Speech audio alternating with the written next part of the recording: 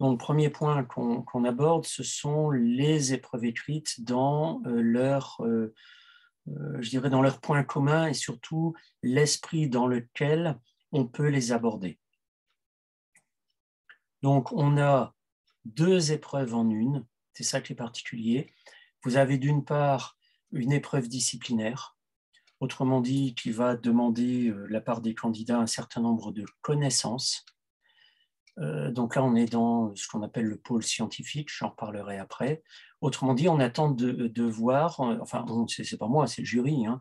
Le jury attend de voir et de savoir si vous avez les connaissances attendues pour représenter le concours dans la matière pour laquelle vous postulez et donc pour laquelle vous présentez l'épreuve. Donc ça, ce sont des connaissances pures et dures, hein, on rentrera dans le détail après. Et puis, à cette épreuve disciplinaire se rajoute une deuxième épreuve, et c'est là la nouveauté, c'est une épreuve disciplinaire appliquée. Autrement dit, on vous demande de proposer un projet d'enseignement sous la forme d'une séquence d'enseignement. Autrement dit, à partir du sujet, vous devez accomplir, franchir, traverser deux étapes différentes et complémentaires. La première étape, mettre en avant les connaissances dont vous avez besoin par rapport au sujet donné. Et deuxième étape, c'est tout simplement de montrer comment vous allez structurer, organiser, adapter ces connaissances dans le cadre d'une séquence d'enseignement. Donc, l'épreuve disciplinaire et l'épreuve disciplinaire appliquée ont lieu en français et en histoire-géographie. C'est là où la structure, en fait, est identique entre les deux épreuves. Pour ceux qui présentent d'autres spécialités, vous allez retrouver exactement la même structure, toujours à partir d'un corpus de documents, les connaissances et ensuite la mise en application. Durée de chacune des épreuves, alors chacune des épreuves en français et en histoire-géographie, 6 heures, plus d'une demi-journée. Il faut s'accrocher. Ça peut paraître beaucoup, mais dès qu'on commence à rentrer dans un découpage horaire avec les différentes étapes de ce qui est à accomplir, on se rend compte finalement que 6 heures, c'est un peu juste. On aimerait en avoir un petit peu plus. Mais bon, 6 heures, il faut déjà tenir, surtout que vous avez la deuxième épreuve le lendemain. Donc, il faut mieux être en forme. Coefficient 2, bon, coefficient 2, pour vous, ça ne veut rien dire du tout. Sachez que vous aurez à l'oral 3 épreuves. Une première épreuve centrée sur le français, pour le KPLP lettres histoire géo. Première épreuve sur le français, coefficient 2,5. Une deuxième épreuve sur l'histoire-géographie, coefficient 2,5. Bon, d'accord. Et une troisième épreuve, un entretien avec le jury qui lui est coefficient 3. Donc, l'idée, c'est véritablement, en donnant un coefficient 2, c'est de montrer, oui, que c'est important, mais attention, la plus importante des épreuves, ou les plus importantes des épreuves, ce n'est pas l'écrit, c'est l'oral. Dernier point, alors ça c'est du scroll, hein, je ne l'ai pas inventé, l'épreuve est notée sur 20, une note globale égale ou inférieure à 5 est éliminatoire. On est là, il ne faut pas s'étonner, on est dans une notation du type concours, autrement dit, il faut sélectionner, trier, éliminer. Donc, moins de 5, c'est que vous ne méritez pas de venir à l'oral au regard du jury. Autrement dit, vous aurez trop de points à rattraper.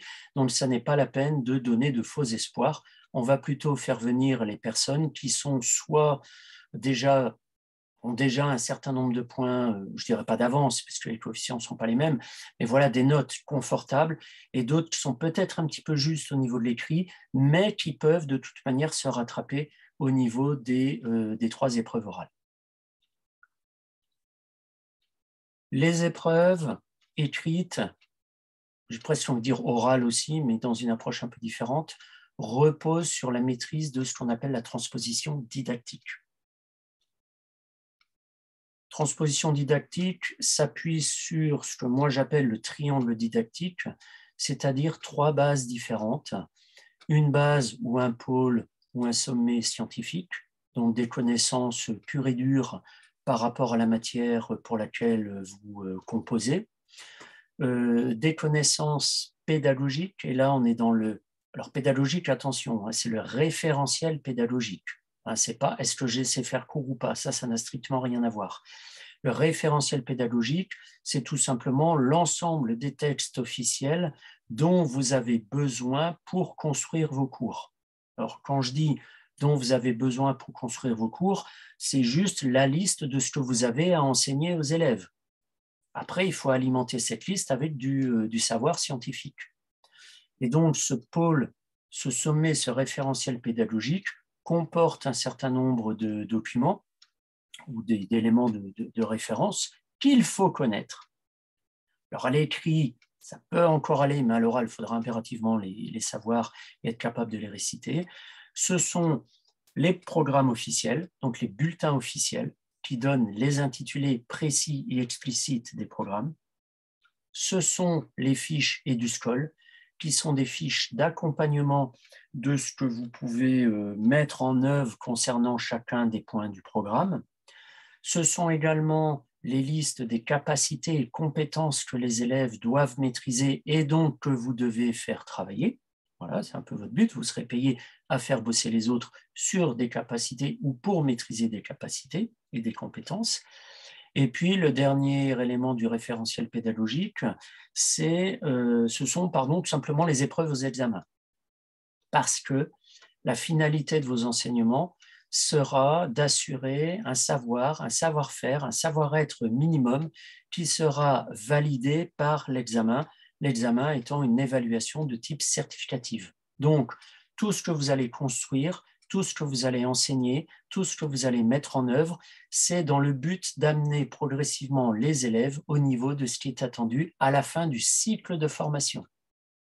Il y a 2 cycles de formation, le cycle CAP, 2 ans, et le cycle bac professionnel en 3 ans de la seconde, première, terminale. Donc, tous vos enseignements doivent entrer dans l'idée d'une progression qui va se faire sur 2 ou 3 ans. Troisième pôle de la transposition didactique, c'est le pôle social ou sociétal. Bon, ça, honnêtement, le jour du concours, on ne vous le demandera pas vraiment. On est là uniquement au concours externe. Mais le pôle social, c'est tout simplement le public que vous avez en face de vous. Ce sont les élèves, en fonction du niveau, en fonction de leur maturité. Un élève de première année de CAP n'a pas du tout la même maturité qu'un élève de terminale bac professionnel.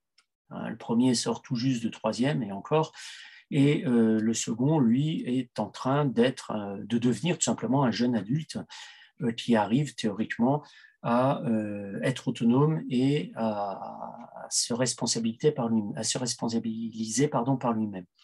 Donc derrière ce pôle social, je le développe là, mais je le reprendrai pas par la suite. Derrière ce pôle social, donc vous avez les élèves, mais vous avez aussi les parents.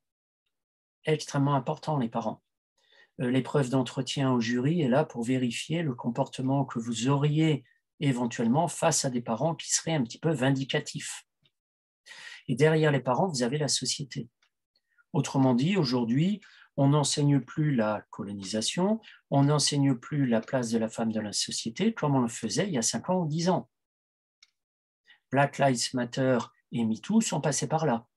Donc ça veut dire que vous allez devoir tenir compte de cette, entre guillemets, pression ou de ce référentiel social parce qu'il va falloir à un moment donné tenir compte de ce que vos élèves sont prêts à recevoir et tenir un langage qu'ils sont prêts à écouter. Sinon, vous risquez d'aller au clash et d'être dans un rapport de force, ce qui est à ce moment-là antipédagogique.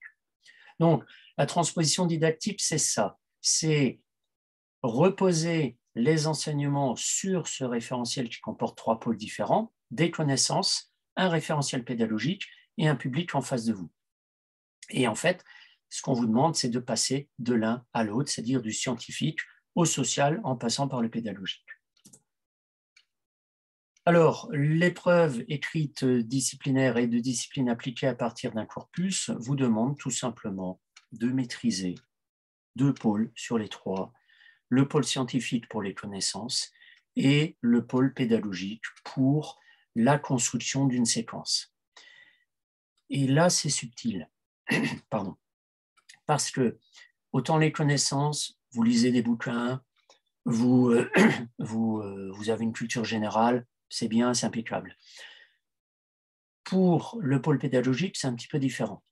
C'est-à-dire que vous n'allez pas lire de livres, vous allez lire surtout le référentiel pédagogique, qui est très aride, qui est très ardu, qui n'est pas toujours très clair. Mais il va falloir manger les programmes, il va falloir manger les capacités compétences, en faisant bien la différence entre les deux. Mais surtout, on va vous demander de maîtriser la construction d'une séquence d'enseignement.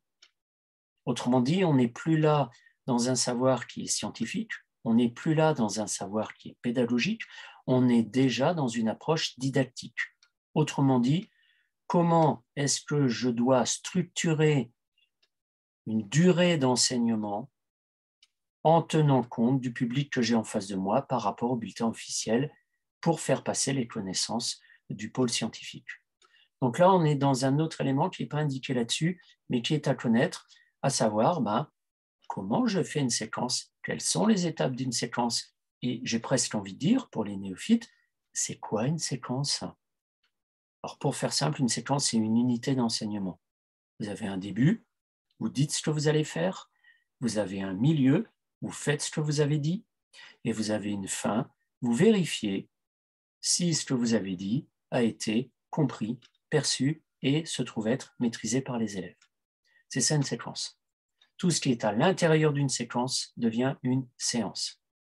Alors, petite précision, à l'écrit, vous êtes évalué sur une séquence, on vous demande de produire une séquence, c'est-à-dire c'est un enseignement sur une durée de plusieurs heures, qu'il va falloir structurer, articuler en reprenant le corpus donné. Et à l'oral, vous êtes évalué sur une séance. Dans la séquence, on vous demande, en gros, je caricature un peu, mais c'est pas loin, vous avez des documents, où est-ce que vous les utilisez, qu'est-ce que vous en faites? C'est basique, vous remplissez des petites cases. À l'oral, c'est plus subtil, vous avez un document, dites-nous, dans le cadre d'un enseignement sur une heure, comment vous mettez les élèves en activité pour s'approprier les connaissances contenues à l'intérieur du document. Ça, c'est plus difficile. Mais c'est l'oral, on retient les meilleurs.